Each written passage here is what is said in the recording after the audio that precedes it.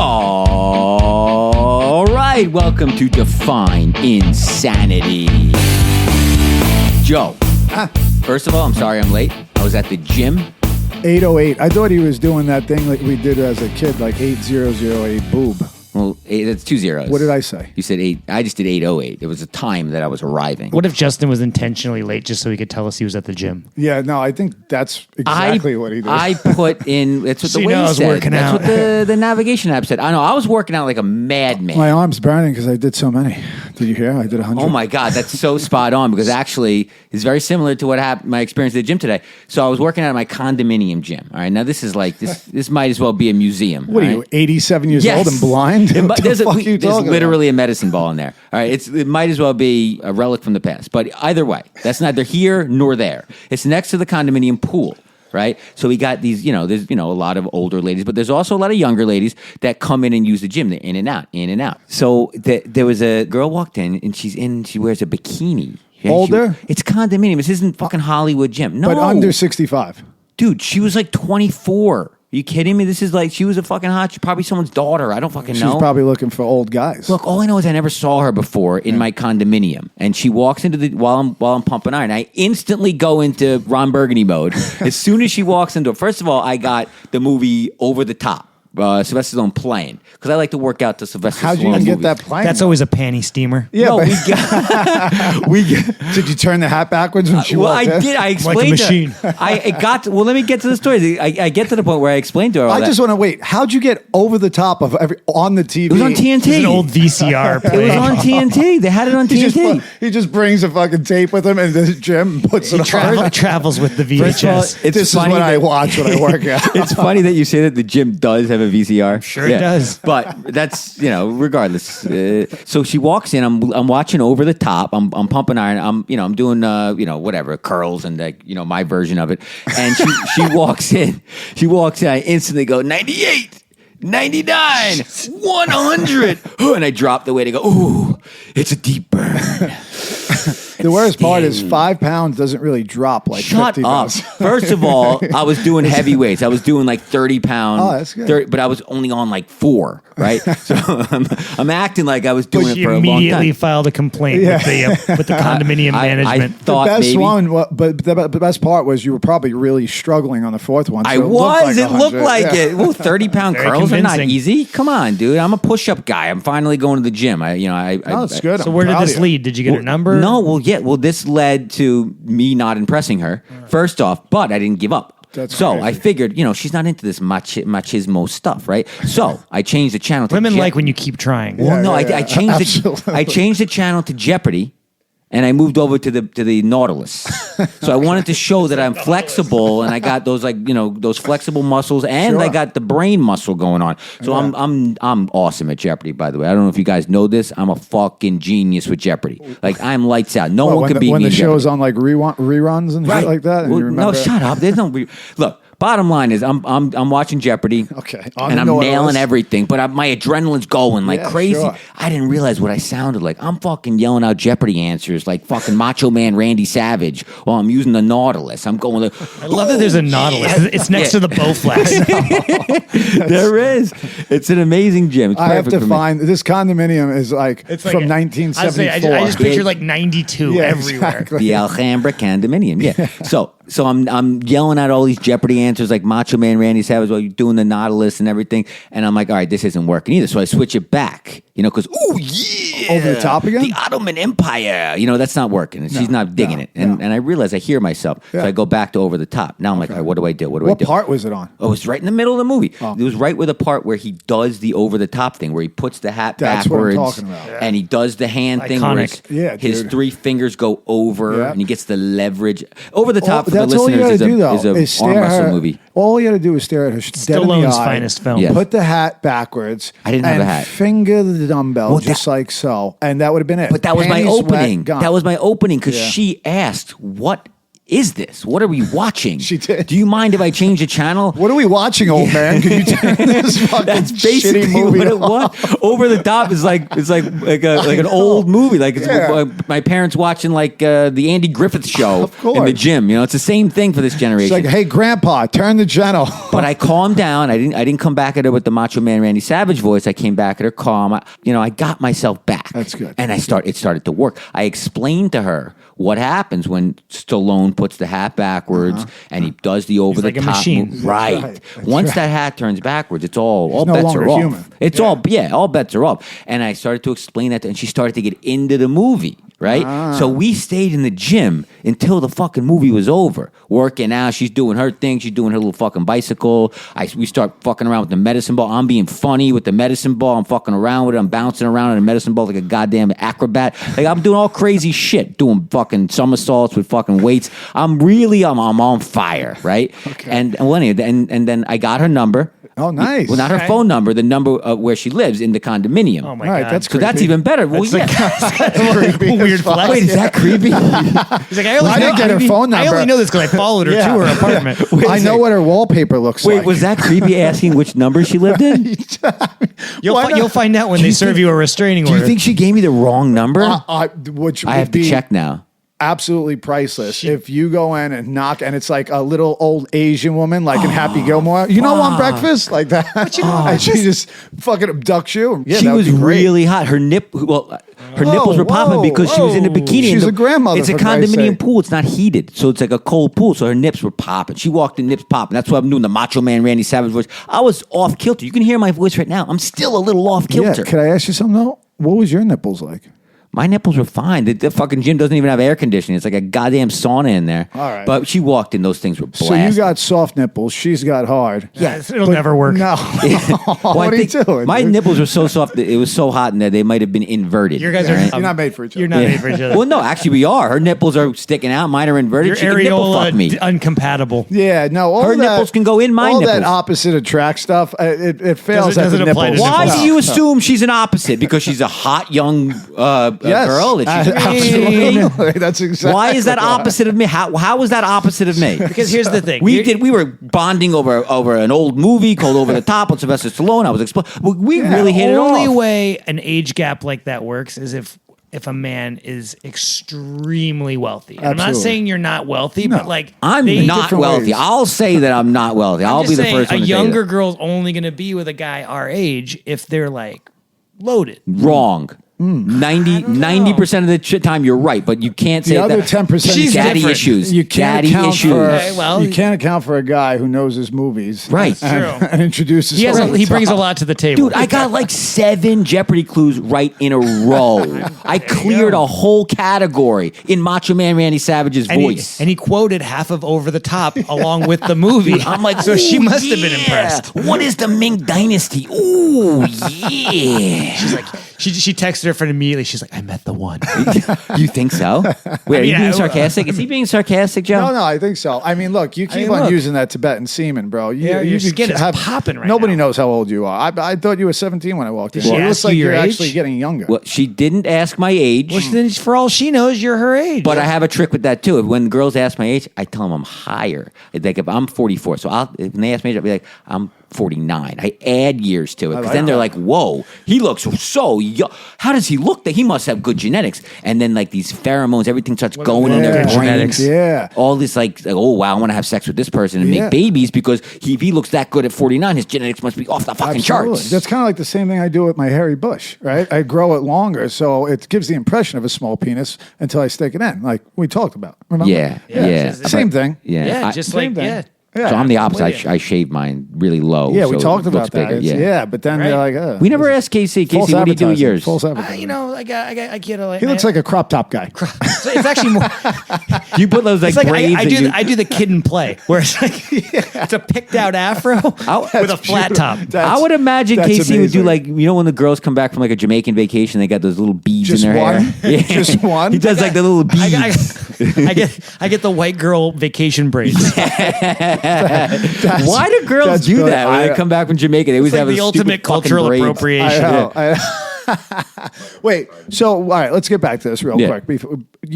I got her number. You got her number. Yeah. When you say number. Yes. When you No, say it's not- it's what do you conduct. say? You say, "Hey, what's your number?" And she just gave you your apartment number, or you said, Good "Hey, question. what's your apartment number?" No, I didn't go, hey, what's your apartment number? I didn't go, what do you think? All I'm right, some kind tell of me exactly what you said. psycho? Jumped like 8 steps there. How do you go from phone number to where she Yeah. lives? Tell me. Because we really hit it off. The movie ended, credits are rolling, she's into it. Now all of a sudden she's like, oh, are there any other movies from this Sylvester Stallone? All I've seen is Rocky. And Judge Dredd. Yeah. Dude, I went off. I was like, stop or my mom will shoot. I did everything, you know? Like I was telling You them all. old fuck. I went off the charts with the Stallone or my movies. mom will So I was like, listen, and I got them all on DVD. I don't, you know. But I told her that. Yes, I was you like, I do. got everything. Definitely. I don't have Stop My Mom Will Shoot. No one does. They don't even sell it anymore. But I tried. I looked. But gotta be no, on eBay. But we were talking and I was like, so yeah, so maybe one of these days I'll stop by. I was like, if you ever need any sugar or ketchup, you know, Do you got a VCR? No, I said DVD player. I'm not that old. Come on, DVD players are modern, Actually, I think right? I got that one on Betamax. Oh, come on. Hey, do you got a laser disc fucking player? That was like short-lived. The laser disc. It was out for like 5 years. No one has laser discs. Come on. Should have laser discs. What? Did I age myself again with the DVDs? No, it's good. It's good. Keep going. Keep going. Yeah, that's what I did. So, and that's how I got the number. And she said 96. And you know. Hey, that's actually Oh, not wait. bad. Did she say 96 or was it 69? Oh, shit, I forgot the number. I didn't write it down. She said 96. I'm so- and oh, you think man. it's You would 69. remember 69. Yeah, who would forget that? It could have been We're fucking 109. idiot teenager children. in us It could have Yeah. It been would've just 109 though. I burned into our totally brain. don't even I remember. honestly, I thought you said 213 before. I didn't say anything before. 787. But Yeah. No, so, I how don't big know. do you think this complex is? I don't know, but you better start It's not the knocking on doors. projects. It's Yeah. not 7. I would knock on every door till you And find what I her. would do is go there the same time every day Yeah. for the next month. Yeah. And do the same exact lift and put on the same exact movie. yeah. And see if you find her. And if she comes along, then she's the one. She's got a hot name too. What's her name? Brittany. I mean, Hot name. Yeah, Brittany. Isn't that a Brittany, hot what name? was she born in a trailer park? Brittany Lynn? Well, no, not Britney. BRITT. so that's interesting. 'cause Think A-N-Y. of her. She said she's 24, right? So she's born in 2001. That was a great time to be named Brittany. That's true. That's true. She There's was, probably a lot of 24-year-old Britneys running around. she was alive during 9/11. She was there. She was Did you there. ask her where she was at the time? She was an infant in diapers, but she was alive. All Did right. you ask her 9/11 story? No, I will though. It's a now good one. you- I should and write now this you- down. That's a great conversation starter. And now you get These are to good- this is educate good her stuff. on Sylvester Stallone movies and Over the Top. It's beautiful. Well, now I have to find Stop or My Mom Will Shoot also because I was building that one up. Oh, it's really funny. All the critics panned it, but honestly, it really should have been. Still Getty's finest work. It Oh really my is. God. Well, you know I'm a big Golden Girls guy. I'll admit it. I watch know, Golden I know. Girls. I still watch Yeah. it. I named my cat Blanche. I know. All right. I get it. You model your outfits after them. Oh, come on. If you could only see what Justin's wearing right now, it Oh. is very Rose. You guys Yeah. are ganging up on me here. What the fuck? I'm man enough to admit I watched the Golden Girls and I like Stop My I Mom love Will the Shoot. Golden Girls. I'm a huge Estelle Oh, Getty I- fan. I like that little Fantastic broad. show. The little broad. She turns Estelle me- Getty. Yeah, she turns me on. Do you know how old the Golden Girls were supposed to be? Old as fuck, but she was the youngest They were one. supposed They were like to in be their They're 50s. supposed to be in their 50s. Yeah, but what That's is what it? the 50s looked like in the 80s. But I don't Paul get Rudd's that. 50 now. Well, Yeah, when think I about look at that. my father's like high school pictures, I'm like, that's a grown ass man. Like, it's Crazy. fucking, like I look like a boy. He looks like he It's just like had insane. 5 kids It's and, the and retired from the testosterone. Marines. I'm telling Homer you. Simpson was supposed to be 35. Jesus, I can't get In a the frame of 80s, reference. people were Cartoons. very old. Yeah, Yeah, well, did you know the old people from the movie Cocoon were supposed to be like in their late 50s? late 50s. Well, Yes. that was the what do they call it? What's his name? Early 60s, yeah, some of them. The guy, diabetes. Diabetes. What's his name? Wilford Brimley. Whenever a celebrity turns 50, Yeah. they always compare his photo Wilford Brimley. to Wilford Brimley in Cocoon. You 'Cause look he at was Wilford 50 Brimley in Cocoon. Compare Wilford Brimley in Cocoon to like Paul Rudd now or Tom Cruise. They're older than him now. It's Crazy insane. to think. Yeah, old was old then, or 50 I was don't know. old. I think this is deeper conspiracy. I think the time is actually moving faster than it was Dude, I then. like this. Has to do with our the where our solar system is in the galactic relative universe and the speed of which our galaxy is rotating around the center of the universe in comparison to our own solar system speed around the center of our galaxy. And get the square root of that, divide that by 4, add 7, boom. Or they got a good hookup on Tibetan semen. Yeah, I just thought we were becoming more gay as a culture. don't use Tibetan and semen. gay Paul people Rudd has look been better importing than Tibetan heterosexual. semen for I years. don't use Tibetan semen on my face. I use Retin-A. It's prescription we cream, know. and it keeps you a We little know. younger. We It's get not it. fine, Tibetan dude. semen. We believe it. It's okay. Yeah, no, we got it. What's wrong with you Absolutely. people? No, it's good. okay. I wonder if our guest, we do have a guest there. I wonder We if, do have a guest. We have Hammer. I wonder if he's heard of Retin-A or he believes you use Tibetan semen too. Do you wanna bring him down? Do you wanna get him from the green room? Absolutely. Hammer. Hammer. Come on down. Hammer. Oh, geez, that's a lot of feet. All right, one of us has to do it at a time. I got to tell you, that was a hell of one of the most Our staircase athletic. got longer too. That was one of the most athletic men I've ever seen Fred come down these Astaire. stairs. You are like Fred Astaire coming You hit down like the stairs. fucking 8 steps on each stair. I Thank love you, it. gentlemen. Fluid. Hammer. Introduce yourself, buddy. I'm Hammer, grateful alcoholic, and it's an honor to be on your podcast. Hammer, good to have you, brother. Now, let me ask you something. We were just having a conversation. And, I mean, look at Justin. Even though he's 105, doesn't he look fantastic? Right? I'm not so 105, he says he 44. uses I will say Retin-A. we have been picking on Justin today. Yeah, and no, I, but and it's- I apologize. Gang banging me. That's the way we like to do it. I'm next. Ridiculous. I'm next. Just cherish this moment. So we're just trying to figure out, because he says he uses Retin-A. I really think it's 15-year-old Tibetan semen that he gets on a monthly subscription. Disgusting. And Casey agrees with me on that. What do you think? I'm agreeing with you two. Yeah, see? What? I mean, that's, Dog, it's 3-on-1. Well, guess what? We also have Randy in the studio. Randy from a few episodes ago has joined us, and Randy is definitely going to have my back on this one. Randy, do I use Tibetan semen or do I use a prescription anti-aging? Like his little boy come. Oh, Jesus Christ! Come on. that's how you stay youthful. It's like is the that a Greeks pun? used to do. Is that a pun when I say "come on"? Yeah. Come on, I did the pun. I love puns. Oh, man. So, Hammer, man, no, it's really good to have you on, brother. It's amazing just to see you walk in the room. You always have everybody's like love and respect, and you always like light up the room, and I'm really happy to have you on. And usually what we do with the guest is, in the beginning, we just like introduce yourself a little bit. You know, tell us where you're from, what your family life was like, and just a little bit about like your youth and growing up. Okay, not a problem. I'm Hammer. I grew up not far from here in Hewlett, New York. It's kind of funny, this show right next door to my hometown. So, 2 loving parents. You know, I had a good childhood, you know.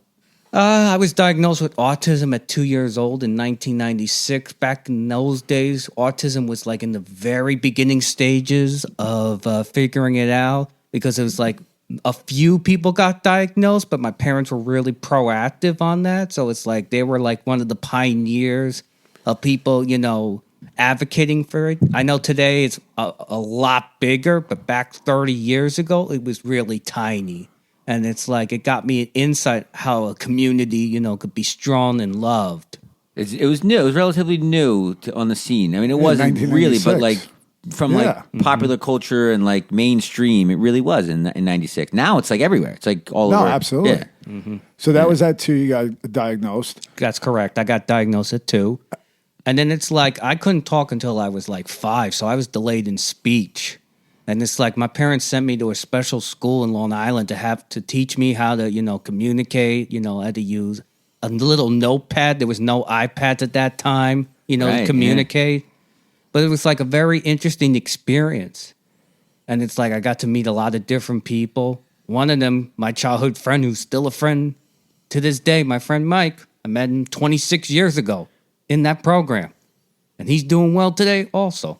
So what was that like when you started going to the speech class and stuff? Obviously, your parents were very supportive. Were they always pushing you not to like give up, to keep going, to keep trying? Like, did you have those moments where you're like, damn, this sucks. I don't want to do this anymore. Well, I wasn't speaking yet, but I was told from my family I had a lot of emotions, crying, you know, frustration, because I wanted to communicate, but I couldn't. And it's like the teachers at this program, you know, pushed me. And it's like, it's the greatest thing they did, because it's like, finally, when I was able to communicate well, it's like, wow. This program was for just specifically for autism. Yes. And okay, wow. So and speech development. That's correct. Yeah. And so when you weren't speaking till you were 5. Correct. So when you were thinking in words, or were you thinking in like images, or how that? A combination of both, because I told you I had that little picture thing that they gave me in the program. So it's like a combination of the both. Wow. Could I ask you something? Because so one of my ex-girlfriends who I was with for 7 years, her brother was autistic, and one of the things we saw, because he was literally like a genius, but again, the same thing, like he couldn't communicate, which was frustrating. Because imagine if you can't communicate what you're feeling and you're trying to, and people don't understand you, and it's like, it's unbearable. So they had this book and different pictures, and they had a Velcro on the book. So he would literally take the different pictures and form sentences on the Velcro. Is that something like you're talking about, or something totally different? No, similar to that, yes. Okay. But except me, that was before I was able to speak. I was using that book and pointing to things, and that's how they knew what I wanted, was using that. Sick. Crazy, right? Yeah. And so, from that though, right, you were able to make the connection with your speech, like counselors and stuff like that. Did it start with like the pictures and you pointing at stuff and them trying to help you verbalize what you were pointing at? Yeah, so it's like pictures, and then they were trying to communicate with me, and then it's like as we gone on, they got more challenging. But it was a really, that picture book kind of really, if it wasn't for that, I would have never been able to put 2 and 2 together. Did you have the same teacher for a long time, or did you have multiple teachers? I went through multiple teachers. Okay. They sent me to different places, to try to get me to talk. It was like the end of, it was like 97 through 99, and then like early 2000 was when the breakthrough came, late 99, early 2000, I was able to communicate. Yeah, what was that? Your question was fucking phenomenal, though, that you asked, because I want to get back to that, because when Justin asked about when you were trying to express yourself in words or pictures, what you were seeing, but do you remember what that breakthrough was like? Like, what happened that you were like, oh, shit, and it kind of clicked? I'll tell you what I remember. It was so long ago, but I know it was from stories from families and teachers. I know it was definitely 2000, and I think I was doing something in the classroom, and I think I was able to start to communicate, and I think they screamed in the room because it's like I was using words. Yeah, that's like a huge day. I just got chills. Your parents must have been like, that must have been like such and the teacher, a big day. And the teacher. She must have been in tears. I would be, I'm a coach. I would be ecstatic. I've seen some videos on YouTube of what you're talking about, an autistic child saying their first word, and it's just like this magical moment. Yeah. It's like you witnessing like it's clicking. Yeah. All that hard work, all that resiliency, all that like self-doubt, all that stuff just came to a head and was like, holy shit, I could fucking do this. Yeah. That's all you need, that little bit of hope. So that's my next question is like, all right, so that happens. I'm sure the teachers and shit are going wild. Was it like a slow trickle and then that happened and somebody just fucking picked the faucet up and did you just start learning shit like quickly? No, it took progress. No, this was not an overnight thing. I could tell you that I remember, and this is a particular story my father told me. I'm at my friend's 6th birthday party. Thank you.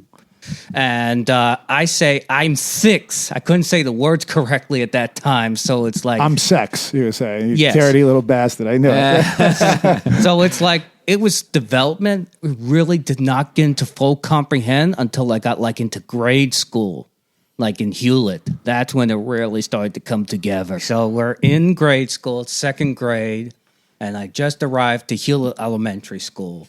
And it's like, I remember the teacher's name was Miss Robbins, and then Gina comes in that year. Now, Who's Gina? Gina's the teacher's aide. Ah. So you had a personal teacher's aide? Mm-hmm. That's correct. Oh, wow. And no other kid had that? No. Oh, wow. Okay. Was she attractive? Yeah, at the time, yes. You got to mind, this is 2002. Maybe she had the Kirsten Dunst look a little bit. Wow. So now she's probably a gilf, Joe. You'll jump all over that. Perfect. Yeah. All right, go ahead, keep going. And it was like, she was good, but she did a lot of tough love. It was like she wanted me to adjust to the school system, to be able to take care, be independent, but, be able to communicate. Because she wanted me to be able to be comfortable and adjust to a new school system, because all these kids that were there, they knew each other since they were like in pre-K and kindergarten at the Franklin School.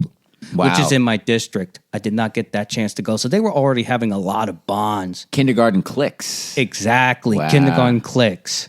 What a bunch of losers. Meeting her through there, she was able to help me, but it's like she was also there at my birthday party that year, which included gymnastics. So it's like I wasn't... Gymnastics? Because my parents decided to take me to a gymnastics place to do my birthday party. And it's like it's the first year I have the kids who come from Hewlett. You know, they come to this birthday party, and it's like we're all dancing around, and she's there. She knows what she's doing in the gymnastics. Gina? Yes, that's correct. So Gina?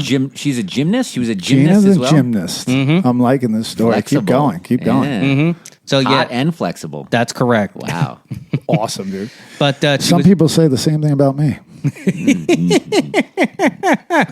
That's good. That's good. She hanging out at Justin's gym. hey.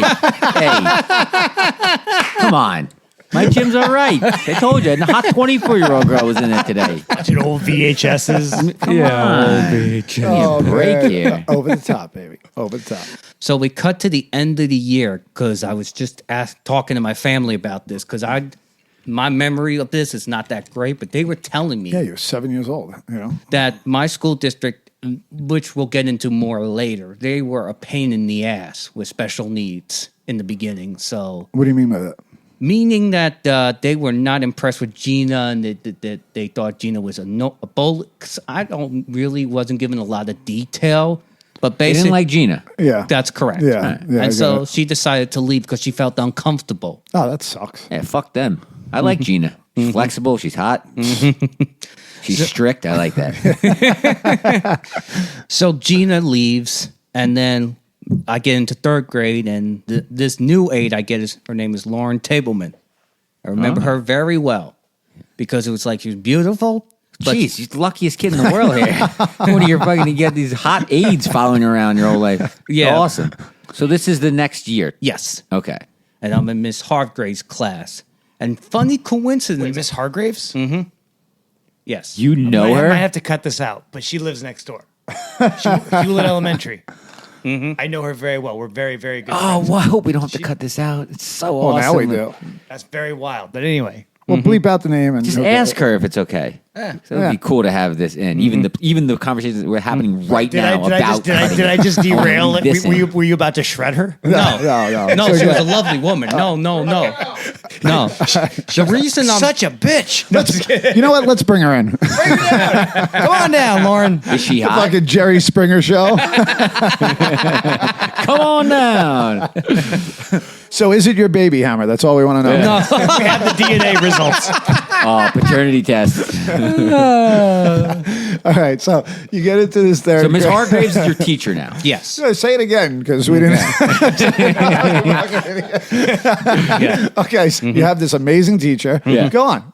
And then I get this new aide, Lauren Tableman. Yes. And she's amazing, and it's like she's sweet, and How old was she? I know she was in her mid-20s because she was still going to college, so she was Smoking doing hot this and going to 20-year-old. school at the same time.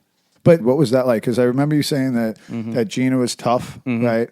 Tough love, hard on you. And then Was she hard on you? how was this aide? Like, what was she like? Well, Lauren Tableman, she was awesome. She knew she had to come from compassion. I think she learned it from her mom being a middle school principal, which I give her mom credit for, kind of taught her, listen, there's going to be some kids with special needs. You got to give them extra love. And, you can be tough on them, but don't be too tough.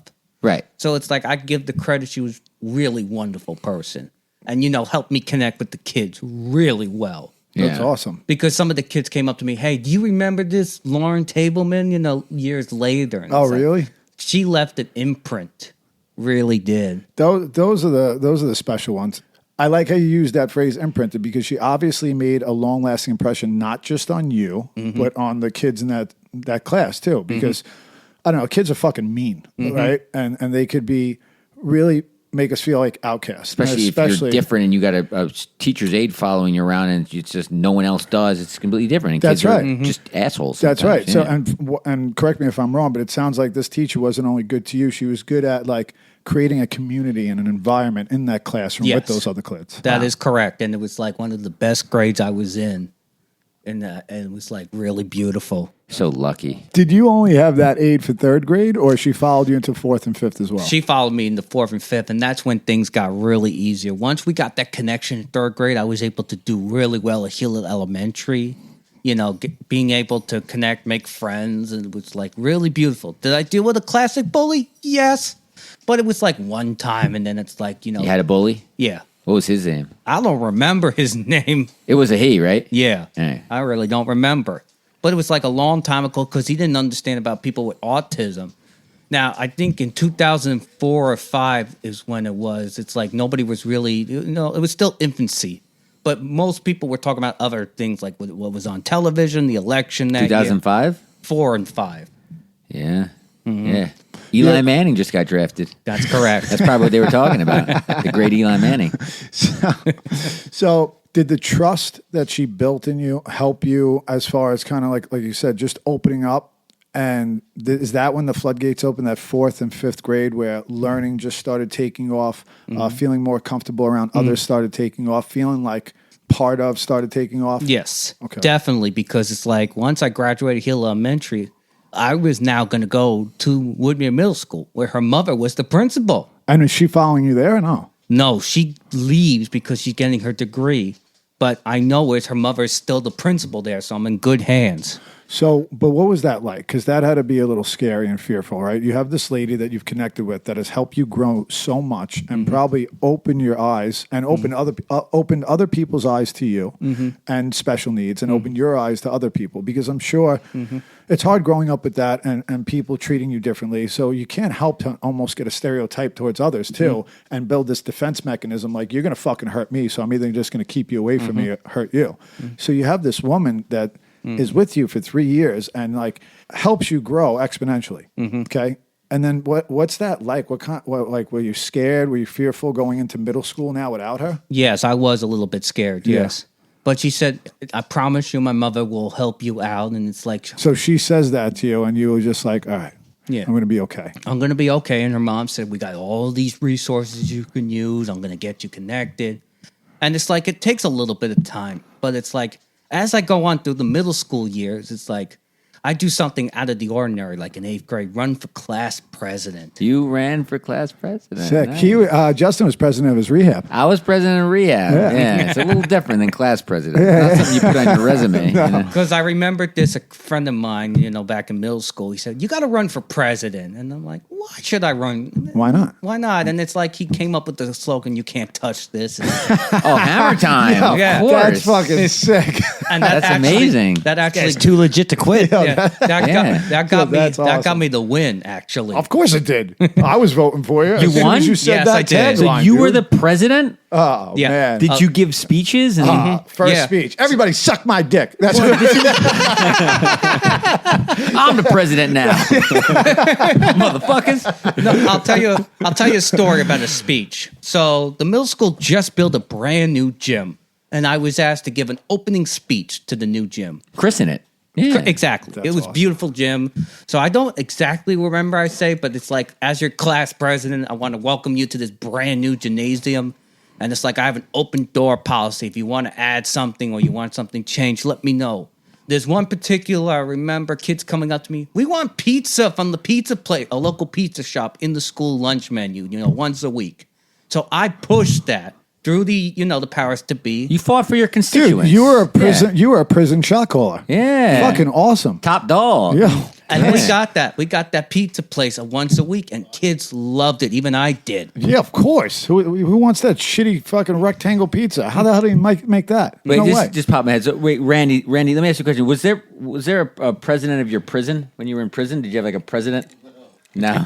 No, but you've seen movies when they hold Top a riot. dog. When they hold a riot, Yeah. right? The shot caller has Shot to make these caller. deals. What do you want? You want fucking pizza once Yeah. a week? I'm going to get you fucking pizza once a week. That's just Yeah. what I do. you know? See, and no matter where you are, rehab, prison, 8th grade, Yeah, there's hammer- always that. It's always top dog. fucking hammer time. It's dude. always hammer It's always time. hammer time. Too legit to quit. That's Hey. fucking awesome. Yeah. All right, so we got into the fear about going into middle school, right? But you don't have an aide at all. Not just did she leave and another aide came in, or No. So at the same time, it's like this fear, right? But kind of this fucking excitement, right? Because it's almost like getting a bike for the first time. It's like I'm on my own now. Let's see what So I you, can do. You didn't type of have the thing, aide right? following you. No. No. What was that point where you got that confidence? Like, okay, I'm good on my own. I could do this. I think 7th grade, and especially me running for president. Yeah. Yeah. But then it really changed in high school. Really different experience in high school. Yeah. Not the students, but the administration. I didn't know a lot of them. It was like I was so comfortable with everybody, at Woodmere Middle School. It's like going into this, it's like going up. Well, you dominated middle school. You entered it, you conquered it, you left as the president, and then now you got to start over, basically. That's correct. Yeah. Now, when we get to high school, substance and drugs and alcohol get involved. And that's where I was introduced to my first drink. And I remember it very well. I was 16 years old. Now, back in my high school days, the kids lived in the harbor, so they had these nice houses and they had house parties. So I went to a couple of those, but some of them went to underage bars at Hofstra University. Yep, me too. Yep, Hofstra lets anyone drink. You were there last weekend. Well, a little different now. But when I was a kid, I did the same thing. Yeah, they didn't even ID me. Yeah, it's crazy. Yep, same thing. So I went in there, and that's when I bought a drink, and I started drinking it, and I liked it. So you bought the drink. It's not like somebody was like, yo, Hammer, have a drink. You were like, let me see what this is about. Combination of both. Okay, tell me about it. It was like, they took me into the club. We get in, and then it's like I have this drink, and it's okay. But it's like I have another one, it's fine. So I'm just calm, cool, collected that night. But it's like going forward, it's like I get introduced to weed in school. And it's like I remember, when I was doing weed, I did it so much, it was like I was getting addicted to Taco Bell. I was gaining like 40 pounds. That'll happen. Yep.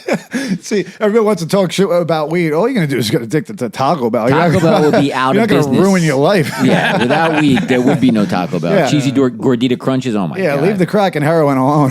Yeah. So once the weed thing comes, it phases out, I go back to the drinking. Now, because my parents don't know I'm drinking, so in my apartment complex, there's a downstairs basement. So I'm starting to drink down there. And By yourself? Yes. Ooh, because okay. I don't want nobody knowing because I'm underage. Right. So it's like eventually, I think my childhood friend who we talked about earlier caught on and told my parents. I wasn't happy with him at the time. He narked you out. Yeah. But I did thank him later on. Yeah. And so the drinking went away, from like before I graduated high school. From 18 to I got legal at 21 when I became an adult. The heavy duty stuff doesn't come till much later. So it's like, I get legal, right? So I'm a casual drinker still. When the heavy drinking really comes into play, and I remember this so well, it's like I just turned 24. My grandmother is getting diagnosed with pancreatic cancer. Yeah, that's bad. And, my grandmother was my, support. She supported me through all the years, me going to school, camps. She supported me with my autism. So She's your rock. Unconditional love. Yes. Yep. Because it's like she was the one woman. My father is a great person, but he's tough.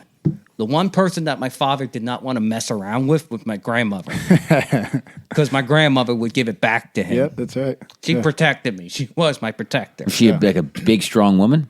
Well, she was an older lady, but it's like she wouldn't take no crap from no one. Tough. Yeah. That's like my little. I had a very close relationship with my little grandmother. Same thing. She was 4'11". She Right. was like that broad from fucking. Estelle Getty? Yeah. But she was Full just. circle. But she was just exactly. But she was just a bad bitch. She wouldn't let Yeah. So I get that. That's awesome. And again, that goes back to that same dynamic we talked about with the teachers. Though you had your tough dad, and you had your sweet grandmother that loved you unconditionally, took care of you, and it's like that balance. Though that is a delicate balance that I think a lot of people miss. That tough love, and also all right. Someone to hold you when you need to be held, but someone to push you when you need to be pushed. Because we need both. That's correct. We need both. That's correct. You need the tough love. People don't like it, but you need it, or else you end up being a little participation trophy award, bitch. He's right.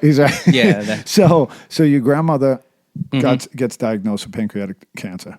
Now, I'm Jewish also, so during that Oh, time... Mazel Tov. Shalom. So is JC. You were in good company. Shema Yisrael Adonai Eloheinu Adonai Echad. Yeah. So I got bar mitzvahed and stuff, and it was like I had the opportunity to go on Birthright, a trip to the Holy Land. Oh, that's sick. Israel trip. I love for that. Israel free. does that. Birthright is a trip. If you're Jewish, there's a like some billionaire that is paying for everyone who's Jewish in America to have a free trip to Israel. I never took it because I didn't know where I could. And you guys say you don't control the weather. Hey, stop. Oh, well, I never said that. No, I never took it because I couldn't. I didn't know. I had. You never went? I was so addicted. Oh, that's crazy. I was so dude. I would've addicted took that. to drugs and alcohol. I didn't know.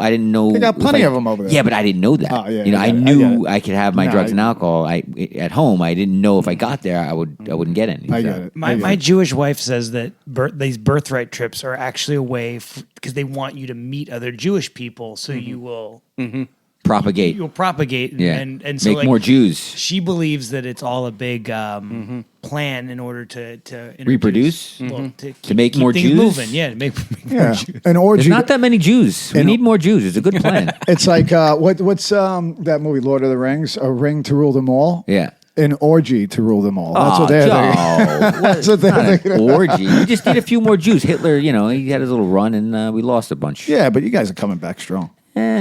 Still not as many as there were. Yeah. So, okay. So you get bar mitzvah, right? You go on to Israel for, what is it called? Birthright? Birthright. No, right. this is so she gets sick. I don't want to go on birthright while she's sick. Your grandma. Understandable. Yeah. Yeah. But I go to her hospital room and she says to me, "You're going on this trip. I don't care. Yeah. I don't care if I'm sick or not. You're going. I Lay want you down to." the law. Yeah, that's grandma. I said, "Okay, Yeah. I'm going to You birthright." better. So my friend Mike, who I talked about earlier, he goes on birthright, but a very different one. There's a special needs birthright, and I was about to do that also. But he told me some horror stories on his birthright. Like the one that really got me annoyed and pissed off the most was two of the counselors on his trip. They went to the Holocaust Museum. Now that museum is very emotional. Yeah. Yeah. And it's like he tells me when he's there, and now all these kids have special needs, mind you. Two of the counselors are hooking up in the museum. Hooking up in the told you. Holocaust Museum? Yes. Oh, that's fucked It's up. that's like Jerry making out fucking during Schindler's List. It's dude. exactly like that. Same thing. It's like a Seinfeld episode, only like 10 times worse. I know. That's kind of hot, though. But guys, No, it's not. So I'm kind of appalled, and it's like, Disgusting. wait a minute, maybe I should go on a normal birthright. You know, find the right one, because the special needs, after hearing that kind of spooked me out. Good. So my parents Yeah. agreed, and they got me a normal one. And it's like, on this normal birthright, we're on the flight, it's nice. I land in the Holy Land. It's like I get to meet all these different wonderful kids from all over the country. Now, mind you, when I got over there, I was able to drink legally in Israel. Oh, no one told me that. Yeah. So You would have been fine. So it's like over there, part of the birthright, it's like you're allowed to have beer and stuff. So it's like the kibbutz and all the places we were staying, you were able to drink. So I remember I got some money, for the birthright from my family. And I remember we're staying at this one kibbutz, and I get like a very strong beer in Israel. And the beer's stronger? Yeah, like Yeah. Gold Star. That's the one I remember the most.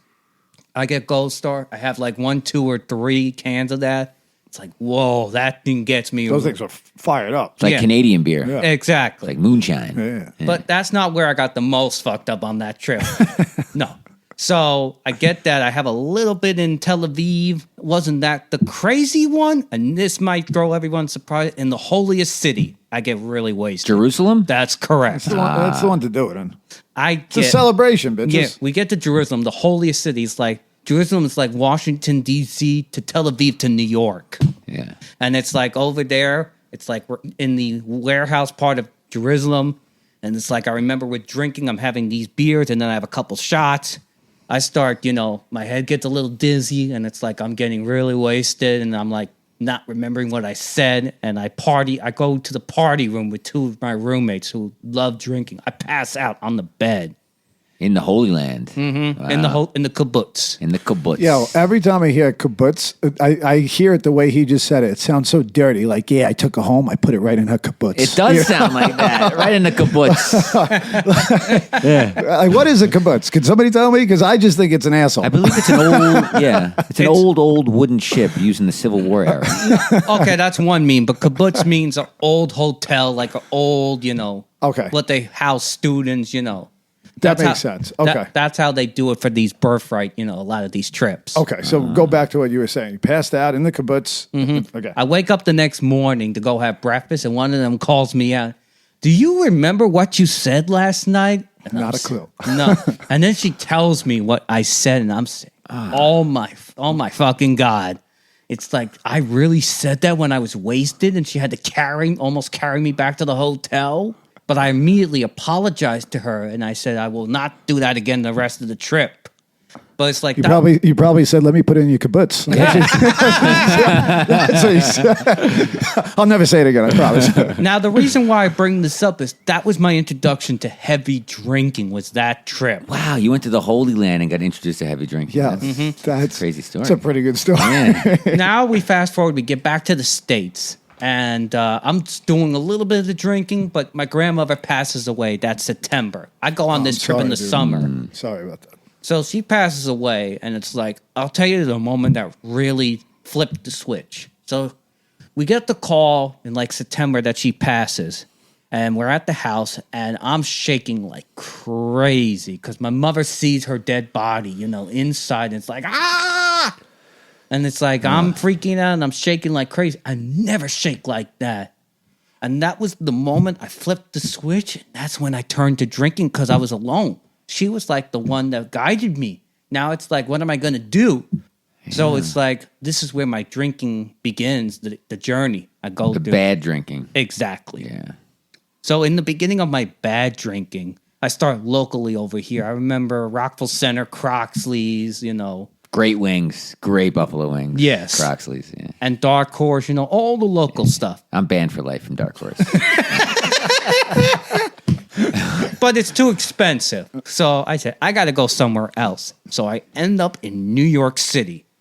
Because in Manhattan, there's a lot of great bars and dive bars. Yes. There was one particular dive bar that I did a lot of my heavy drinking.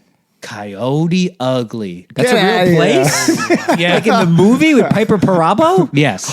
I love Piper Perabo. If you tell me you started dancing on bars naked, I'm going to lose my shit. Did you? No, there was rules. You could not do that. I wish I could. There's no rules at Coyote Ugly. But you're talking about the Coyote Ugly they made a movie about, right? That's correct. Yeah, with that's John sick. Goodman? Yes. Did you see that movie and you're like, that's where I'm going to go drink? Or No. no, it's just a random coincidence? It was a random. I saw the movie later on. Were the bartenders hot like in the movie? Yes, that's where I'm going to get into some of the memorable stories of me. Yeah. It's like I got a couple. great. I can, Hot AIDS, hot bartender. The Holy Land, fucking Coyote Ugly. Yeah, great podcast. Hammer's story is like a fucking movie. All right, so you got Coyote Ugly. And go ahead. You got, So this first bartender I still talk to. We're friendly. Her name is Amy. Now Amy's a very interesting one. She's like doing bartending and stripping, so she likes me. We get along very well. And it's like I'm going there to drink, and we're just chatting about life. I'm just enjoying myself, and she's giving me advice. Don't do this, don't do that. Advice from a stripper. This is amazing. lick the kibbutz before you put it in. Yeah. that kind of advice. Can I just ask one question? Did you ever see her at her other establishment, or was only Coyote Ugly? Only Good Coyote, question. but she Good did show me question. pictures from her other. Oh, So you didn't go see her strip? God bless her heart. No. No, but she wasn't from New York. That's why when she came to That New York, is why. She She's was not a bitch. She's not a stuck-up bitch. Go ahead. I'm sorry. But so I met her, and then she introduced me to some of her Coyote Ugly friends. The next one is I'm still friends with this one to this day, and I just saw her recently. So Dawn. you got Amy and Dawn. Dawn. How long ago is this? This is 2017. So they're still probably hot. Yes. Hammer, you gotta bring them by. Hammer, you gotta bring them by. Or bring us to them. Where's the strip club? Yeah. It's not a strip, it's a bar. I know, but I thought they worked at the strip club Yeah. too. Only Amy did. Yeah, but we could go see Amy. We'll go see Amy. She doesn't We have do that problem anymore. going to see All Amy. right, all She's right. retired from that life. Yeah, We'll bring her on the podcast. She's a doctor now or something. Probably, yeah. but Dental assistant. Yeah. But I meet Dawn, and she's like a tough chick. And she's like, you got to get her trust. So it's like we get each other's trust. She sees me there all the time, and she's like an amazing dancer. I thought Amy was good. Dawn had it really nailed down. Now, Dawn's a New York chick, local, upstate, so she knew her stuff. What got us closer was I remember at her birthday party right outside Coyote Ugly, I wore a superhero costume, and we just started talking. Which one, dude? Deadpool. Oh, Wait, so it's not Halloween. It's just a birthday party. And you decided to just go as Deadpool. Yeah. It's fucking bold, dude. But that's how you get the bitches. That's amazing. You show up like Deadpool. Wait, is that how you do it? Panties start dropping. That's But amazing. anyway, so yeah, I meet her boyfriend. She actually has a boyfriend. I did not know that. But she later tells me a lot of the coyotes have boyfriends, but they were not allowed to come to the bar. That was one of the agreements. That makes sense. You can't Yeah. show up. No one But wants it's like fucking- I get close to her and her boyfriend, and we're still friends to this day. I just saw them about 2 weeks ago. We went to see the new Superman movie together. Oh, that's awesome. Was it good? Yeah, we all enjoyed it. And it was the last time we saw each other was right before the pandemic for Joker. Oh, shit. That long Joker ago? was great. Yeah, it was. Yeah.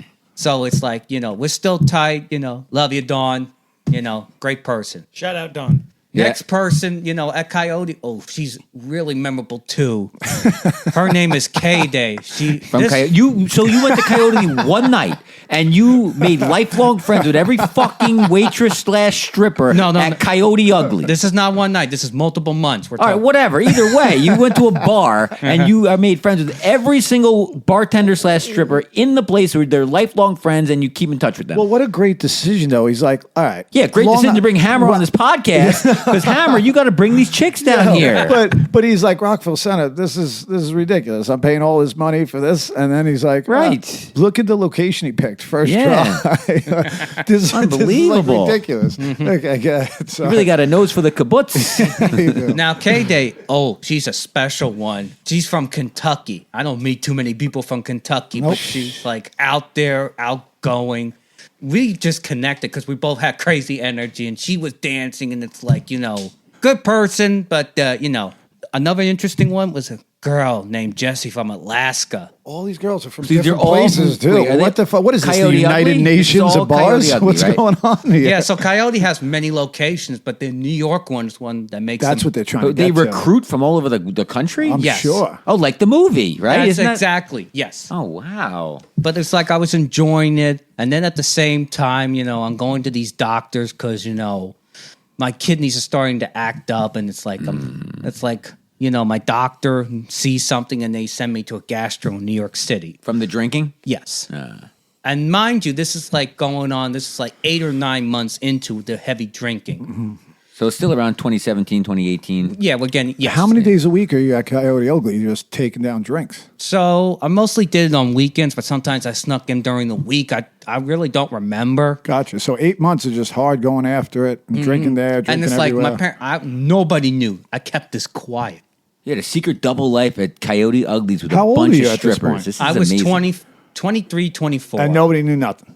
That's correct. All right, so go ahead. So now the doctor sends you to go to the gastro. And I'm at the gastro, and he said, "Man, your kidney and these levels are not good. If you keep going the way you are, there's going to be bigger problems." And it's like, you got to stop. And so I say to him, "Thank you very much." I leave his office, and I saying to myself, "What the fuck does this guy know? I'm having the Yeah. best time of my life." Fuck, what's Did your- he show him the pictures of the fucking hot bartenders from my Coyote Ugly? No, I wish I did. Yeah. Excuse me, Doc. Is it worth it? You tell me. Yeah. All right? So it's like I keep going on, and then it's like my friend Mike. He starts seeing me get really wasted. This is the kid, the one that ratted you out for drinking in the basement. And we know each other since third grade. Yeah. So we had a game. Good friend. Yeah, it's a friend. great friend. Yeah. So we had a game night. I think it was my apartment, and I get shit faced in that game night and mess up his chips because of me spilling my beer on.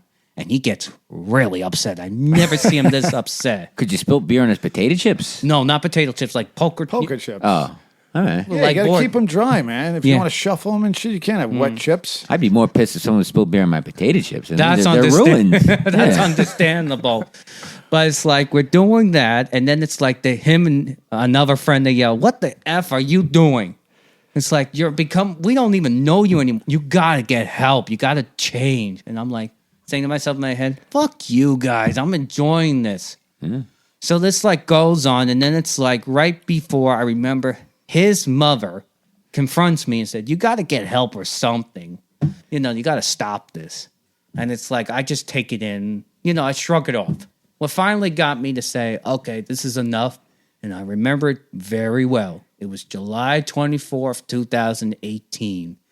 I got some bad news from another person, so I was upset. So I got really drunk, went into the city, got more drunk, and then I went to meet my mother at a shoe store. Oh, cat's out of the bag. And then finally I break down and tell her I need help. I am drunk. Yeah. So we go eat and go home, and I tell my father, and he said, you got to get help. They have no idea. So they said, you got to look up AA. And I said, what's an AA? Google it. So I look it up. There's a meeting right across the street tomorrow. Go over there. So I call my friend Mike on Discord at the time, and I told him, hey, I got a drinking problem. I need your help. And they helped me. They calmed me down. And I tell them I'm going to a meeting tomorrow. The very next day, July 25th, was the first time I entered the program. 2018? That's correct. Wow. Sick. And you just celebrated 7 years. That's correct. Wow. That is sick, dude. That's awesome.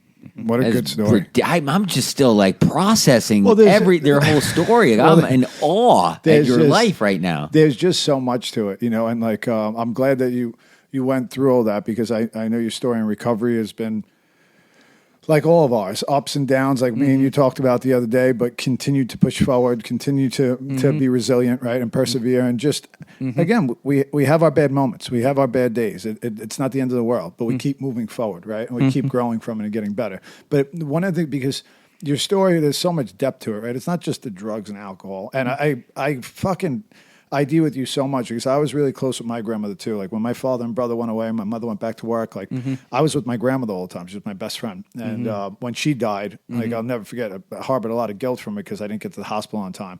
I was crushed. I was like sitting there crying on her couch, like where I used to lay. She used to sit in a recliner for days. And then a week after that, to the day, my cousin got killed in a car crash. So like that was when I threw my middle finger up at God and like and just in general said, fuck it. Like I'm just going to smoke it to the filter. Whatever happens, happens. Like I felt like I just keep on losing everybody I love and get close to. So like, let me just stay away and not get close to anybody anymore. So like, I deal with you so much in that, but I want to go back to some stuff because there was so many like little struggles and so many big gains that you had. Like you're one of the friendliest people. We talk about it all the time. You're not afraid to go up to someone, whether they're new or anything, be like, hey, what's your name? Who are you? Right. And I want people to understand that. I'm getting chills just talking about that. Like you couldn't speak for a long time. You worked your ass off. When did that start where you started to get this confidence where you could just go up and introduce yourself to anyone? I think when I was class president, I really think that's where That opened you up. Yeah. Yeah. Yeah. That Once I makes got sense. elected, because I was shocked. Because they were really of a good candidate. When I won, that's where it's like, holy shit. Yeah, and that you had to feel like loved and appreciated from that too, being elected by your peers That's to be correct. president. Because yeah, you did it, which was courageous as fuck. But I'm sure you were skeptical about doing it. Yes. Yeah, Nervous. Yeah, it's I was scary. very, absolutely. No one wants to deal with the potential rejection of losing and all that. And you did it. You stood up and you won. It's awesome. Yeah, and same thing with like the speech I want to ask you because so being president helped you just be more open with people, and that's awesome, and that just stuck with you, right? After that, it was kind of not hard to do that anymore. Correct. Because you did that so many times. Like, when did it just start becoming like, I'm not trying so hard anymore. I'm just able to communicate like others. Maybe a little bit more towards the middle of high school, when I really got introduced, to the other stuff. Drinking. Yeah, because that gave me more The confidence. drinking gave That's you. right. That's the Yeah. common story. Yeah. And that's Definitely with me. Yeah, and that's what I wanted to get to because when you had that first drink, right? What did that feel like to you? Did you feel like even more connected to your peers, even more normal? Did that? You said it boosted your confidence. Is that kind of like that high, not just of the drinking, but how you were able to socialize with other? Did that just become addicting within itself? Yes, because I remember looking back recently, I looked at a party. Now, I told you earlier about high school parties in these mansions. Because of me drinking, I was able to dance and have a great time. And That's it's right. like, I'm looking at this picture, I'm saying, holy shit, my eyes are all messed up and we're dancing. Yeah. When I had my first drink, I was just calling. I was a new kid in school, and I just started calling everyone that I had numbers for. Hey, what are you doing? I wasn't like that before I had that drink. No. See, I don't. I was always fucked up. Well, you were always running around flashing your cock to everyone. Yeah, I Yeah. mean, but You never had that problem. No. For some reason, since 5, I was fucking getting naked, stealing shit, doing. But again, I had older brothers, and I was like a pet monkey. I just wanted to entertain all the time and make people laugh. So There's a lot of similarities, though, Hammer, from your story. Like, of course, I didn't speak. I was a little late speaking too, and my teachers thought that I was, they thought that I was developmentally slower or whatever. And obviously I wasn't. They were just bad teachers. They didn't know what the hell they're doing. I just spoke a little later. But I had the teacher aide. I was in the Learning Resource Center, and I had this special treatment while I was in school and all that. And I mean, I didn't have, my teacher's aides weren't smoking hot gymnasts and anything like that. One of mine was, I think, an amputee. It was bad. But your story, like the whole time you were saying it, like I found these like similarities of like being a little different than what they call the normal kids and everything like that. But then once I got a little bit older and I started to, become a little more comfortable in my skin, I started to change the way I looked at life and everything. And then when I had that drink, that was it. I didn't have the class president situation. Like, that's unbelievable. But once I had that drink, that was it. I was, nothing mattered except for going out there and making more friends and drinking. What's going on? What are you guys whispering about? KC thinks Hammer has a big cock. I agree. I agree. Wait, is your real name Hammer, or is that just a nickname? That's what I'm thinking. That was the real question. Listen, I brought you here. I love you. I want to hear your story. But honestly, because I remember being younger, my brothers would be like, whip out the hammer. So what I want to know from you, Justin made a good point, is that your real name, last name, nickname, or is it because you got a hog and you fucking used to take it out all the time? No, it is my last name. All right. So I got that nickname in 3rd grade, the Hammer, because kids started calling, and that helped with the confidence too. Tell me about it, please. But there were so many Mikes, so that's why I went by my last name. And it's like, I remember it, I went by Hammer, and then my senior year, they gave me a senior year nickname, Sledgehammer. All right. So in 3rd grade, because that nicknames are awesome. It sucks when people try and give themselves a nickname like Hoser. No. Hoser was an awesome nickname. All right, I didn't appreciate it at the time. No, but when not Hammer. Right? When you get like a nickname from your buddies or peers, and especially in that situation, 3rd grade was kind of like your breakthrough year, right, with your community. What was that like? Like the first. Oh, wait, I'm sorry to interrupt. I'm Bowie, sorry. Shut your mouth. No. Bowie's onto something here. We actually have a special guest coming, Hammer. We have a special guest from your past. Oh my God! That is now entering the room, Hammer. Oh my God! Is this Mrs. Tanglebum? I can't tell if this is a great idea or. Wait, what is your name? My name's Mrs. Hargrave. Mrs. Hargrave. Oh my God!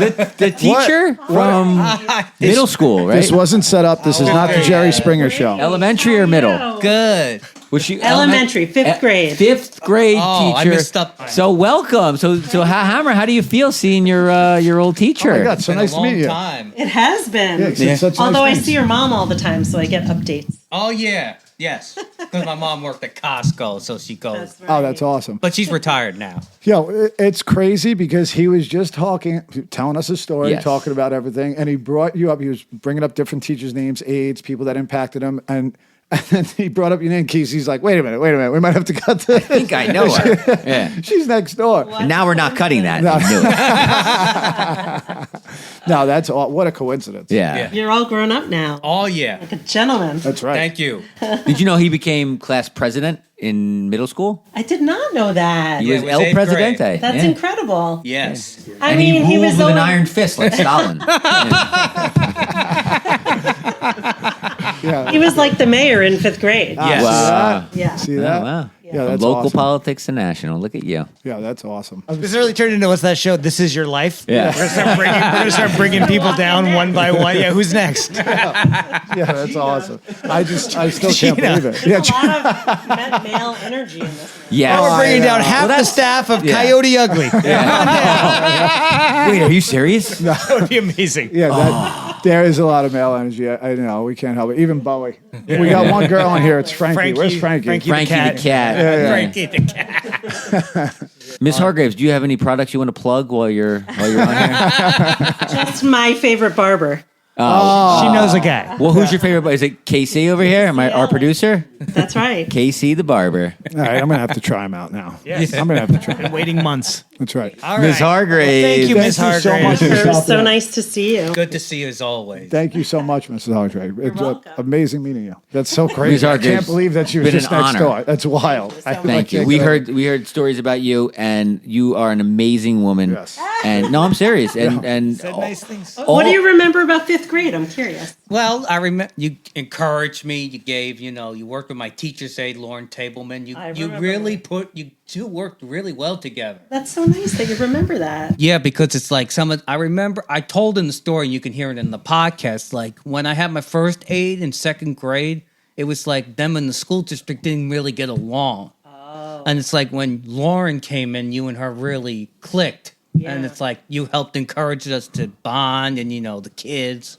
so you don't realize how That's a great important year. some That's some right. teachers don't realize. Maybe you do. I'm just saying some teachers don't realize how important and what an impact That's right. that they have on their children, the children that they teach their lives. Like with Hammer, you had an amazingly impactful, resonating impact on him, and that you were part of the reason why he's the well-adjusted adult that he is today, and that's fascinating. It's amazing. Absolutely. And he was saying it wasn't just him, it was the community. Like making sure that other kids were introduced as well. Oh, yeah. And like the unity that you created. Oh, that's so It's, nice. it's nice. Yeah, it is. Well, very nice. anytime you want to visit my classroom, you're welcome. He's still there. Oh, Hammer! Hammer, are you talking shit right now? dude? No, I'm making a joke. I'm making a joke. All right, so what a great Thanks surprise. for having me. Thank you, Miss Thank Hargrave. you, Miss Hargraves. I like how we all said thank you, That's Miss awesome. Hargraves, at the same time, like a classroom. Yeah, exactly. Hargraves. Thank you, Miss Hargraves. Perfect. Yeah, because we're still idiot boys. We are. We're no different.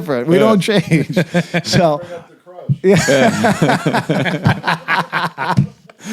So I want to get back to that because I think that's important. Again, these little moments of confidence, right? These little drips and drips and drips, and then all of a sudden, holy shit, my cup's full. Right. So, like, tell me the story about how Hammer became your nickname. Like, what happened and who said it and what happened? So I know it was 3rd grade, and it was a different teacher. I don't remember her name in 3rd grade.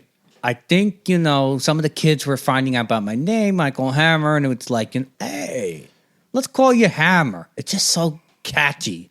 Fucking awesome name. And Awesome. like That's sticked right. ever since then. It's Beautiful. one of the coolest names you could ever be called. Absolutely. That's why. What's your name? Hammer. What's your name? Steve. Fuck Yeah. you, Steve. Yeah. No wonder why he's got just a bunch of hot chicks fucking Right. talking to him all the time. But Seriously. Your name's Hammer? Hammer.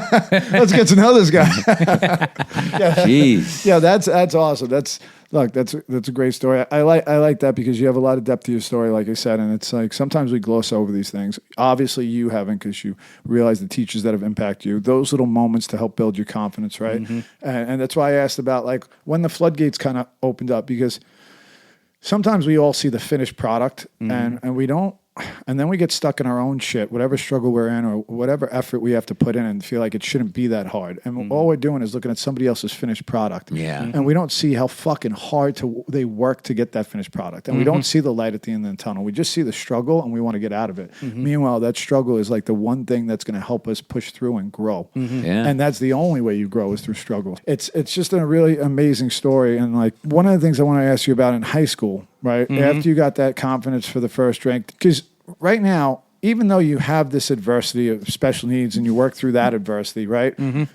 You said you had one bully, but was there anything that happened in high school that really like was a struggle to get through, like another moment of adversity that you just pushed through and grew from? Yes, trying dating in high school. Tell me That about was that. not easy. Dating No. in high school. Yeah. Wow. Because I had crushes on girls, but it's like I didn't have the confidence to go up to them. That was the thing that scared me. I got some of their numbers, and it's like my biggest regret, in which I wrote down later, is I had to make amends because I like stalked them, trying to get in touch to communicate. Did you get with their them. address? Yeah. No, I did not get Apartment number. Apartment number, like Joseph. Let me give you a little hint. You want to pick up chicks? Post up in a gym. Play over the top. and start lecturing. Yeah. 100% And if you tail. could do a Macho Man Randy Savage impersonation, do it. Or 100 nonstop. or 100 reps with a 2-pound dumbbell. Do it Get all. it done, dude. No, so go ahead. You started trying to date in high school. You were apologizing for like making them feel like you were being a stalker. Okay. Well, it's awkward. Yeah, it was awkward, but it's like, it just wasn't easy for me. It's like that was the one thing that I struggled the most. Not easy for anyone. Was dating. And then it's like when I got to my senior year was prom. I didn't have a date. Prom is like the special thing. So it's like I had to, ask around a different couple people. And it's like, I got the courage to, I remember her name. Her name was Samantha Belluccia. Oh, Italian girl, huh? Yeah. Eh, But she's a Galma. And it was like I needed a date for prom. So I went to her boyfriend and asked his permission to go to prom with her. And he gave the okay. He gave the okay? You said courage. That takes a lot of That's fucking most ballsiest as out of this whole thing. Going up to some dude's girlfriend and saying, "Hey, listen, I'm going to take your bitch to the prom." All right, you got a problem with that? No, but he that's was right. very sweet, and we respected each other. But he knew I was having trouble, so it's Yeah, like, that's the stuff. Look, I'm especially guilty of it. I want to talk about every fucking idiot Momo out there, disrespectful cunt that I want to smack. You were a bully, weren't you? No. Well, at one point, I bullied one person, and that was one of the biggest guilt things that fueled my drinking and told me I was a piece of shit. And I liked that kid a lot. And it wasn't meant to be a bully as much. We put him in a locker and we were joking around, but that locker locked. And when he got brought out by our teacher, he was crying. I never lived that down. And to this day, when I used to speak at schools and bring this up, because I talk about guilt and shame and things we could hold on to, I did shit sometimes because I wanted to be funny or make people laugh. Yep. And I didn't realize the people I was hurting, right? And especially that kid, because I used to like that guy, I used to bring people in that were awkward or just not social. I would help build their confidence. Yeah. I was like that. So that wasn't like even a bullying attempt to really, it was like fucking around with you or a friend, but it didn't end like that. And Right. like there was a moment where I understood my actions and the negative impact it had on someone, and it crushed me. But I never made it look like that. And I held on to it forever. So even when I used to speak about it in schools, I've had the teachers try and find this person because these teachers went to school with me to make an amends, right? Because again, we do that because it's not even it's about the other person, yes, but cleaning our side of the street. Like I felt like a piece of shit about that. You locked him in a locker Yes, and left him there, and the thing was left him locked. there. No, it was. Did he get out eventually? Yeah, would you fucking miss the Jeez. fucking Still there? whole part of No, the it's story? it's reminding me of old school with cheese. Yeah. Didn't we stuff you in a dumpster? I got out. got No. I love that. I love that. That's My favorite scene in the movie. You want to whip it? So basically, it was gym class, and we were fucking around, and we were actually trying to stuff a lot of people in lockers and put them in the locker, shut it. But the locker, we didn't lock it. It didn't have a lock on it. It locked. It like got jammed, and we ran and got the teacher to open it up. We didn't fucking leave him there. It was How long was he in there? like 30 seconds, 45 seconds. But it wasn't the point. It was the point that when he got out, the look on his face, like it crushed my soul. Right. That was the point. That imprinted on me in a negative way. So that means you're a good person, though. Like some but people it's would not- feed off of that and like get horny off of it. Like No, insane no, people. that's Oh, lock fucking him in the sick. locker, Yeah, fucking asshole. but that's what I'm saying. But I'm saying all that to say it's like that kid, right? That's like, yeah, take my girl to prom. I was saying all that to say like I could get on people and myself for being a piece of shit, but sometimes we forget like the internal good that's really in a lot of people, right? And it's like, and I love hearing stories about this. And it's like we're lifted up by others and we're supported by others. And for so long, I was trying to do everything alone, and I'm sure you could identify with that too. And it must have been nice to like be able to, one, have the courage to go up and ask, and two, for that guy to be like, yeah, absolutely, right? So you have that prom date, right? How'd that feel after that? Did that give you more confidence to continue down the journey of trying to date and stuff like that? Or just yes, like, because all right, it's like people came up to me afterwards and they said, "Holy shit, you just got one of the hottest cheerleaders to go with you to prom." It's like you got balls, yeah, you do. Yeah. Yeah, that's awesome, dude. and it's like you should have been like, "Don't you know who the fuck I am?" Hammer, and then just fucking dropped your Boom. cock on the table and left. Unzip, Great just an noise. unzip, zipping. Yeah. I like right in that coffee. Sigunk. Want me to stir it for you? Yeah. So no, that's. I know we like to fuck around, but that's an awesome story. I love that you hear like you've been through so much, right? And even in sobriety, right? And well, again, we just talked about this. Like, there's struggles within sobriety that we have to deal with. It's not like we get sober and it's just like, oh, happy life. Like, I was just reading the like one of the stories in the book, like AA taught me how to handle sobriety. I know how to handle drinking and drugging. I'm fucking great. I just fuck everything up and use until there's nothing left. Like, I don't know how to handle sobriety a lot of times and just regular situations. You know what I mean? So. Through the struggles of sobriety, right? Like, what are some of the things you've held on to that helps you get through adversity and struggle now? Like, do you look back at your past? Do you like incorporate things that you've learned in the program? Like, what's some of your philosophies you go through? So I just take it one day at a time. My philosophy is just ask questions. Don't be afraid to ask for help. Sometimes I make mistakes. You're human, but it's just like reach out. You never know. Reaching out, you might get that help. And that's been my biggest philosophy. Reach out, you might get some help. Yeah. Don't do it alone. Don't be afraid to ask for help. Exactly. Right. Yeah, that's huge, man. So let me ask you a question, though. How do you enjoy being on this podcast?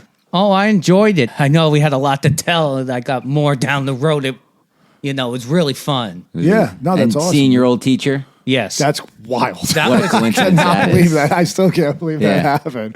That's got to be sick, dude. it's really awesome. And it's like, there's more to tell, but that could be another time. But Yeah. Episode 2, bro. Yeah. Episode 2. No, that was great, man. I want to thank you for coming on again. Like, I can't express to the listeners enough. When Hammer walks into the room, the place lights up. Everybody loves him. And again, like I said, the courage that's why I asked him that question, that from someone who couldn't speak and worked their ass off 1 year at a time to get 1 word, 2 word, had an aide, gone through all this struggle and stuff.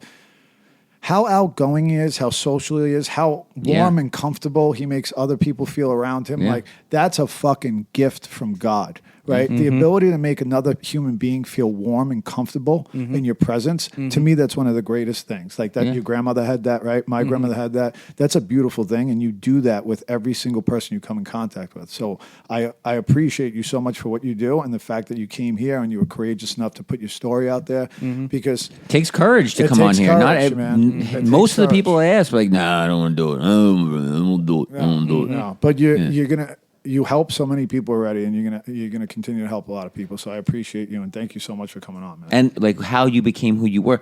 Like when I was in early recovery, you were already had like a year or so, and I would enter the room and I was fucking scared. I was fucking depressed. I fucking hated myself. I was suffering. And you enter the room. It was Hammer, and that's all I knew from you was that like well-adjusted, like cool, outgoing, funny, friendly dude that lit up a room. And now I know how you got there, and yeah, it's just fucking magical, dude. It's magical. exactly. It is. And thank you also for being that person when I was in early recovery in those rooms that lit up the room, because that, you don't really know who you're helping when you're just being yourself. That's right.